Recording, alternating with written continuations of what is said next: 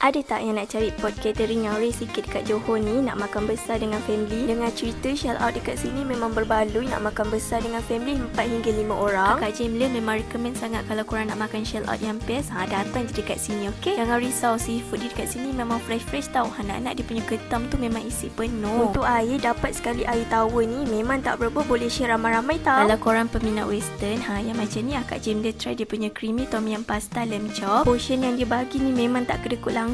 Satu pinggan ni memang kenyang korang makan. Lamb chop dia memang juicy and then berasa tau perapan dia. Lepas tu korang boleh try dia punya mantau. Yang ni kuah salted egg. Lala dia tu banyak dia letak. Korang tengok dia punya burger chicken crispy ni, besarkan portion dia, dapat sekali dengan cheesy wedges. Korang yang suka makan manis-manis tu, dekat sini pun ada dessert juga tau. Ada puff Nutella, puff cheese strawberry dan lotus biscuit cheesecake. Untuk minuman, Kak Jamila nak refreshing sikit macam strawberry soda lychee ni, puding cocktail dan juga cendol. So orang Johor nak cari pot makan yang best selesa, korang datang dekat Kagawa Grill ni dekat Pagur. Waktu operasi daripada 11 pagi hingga 10 malam. Okey, bye. Assalamualaikum.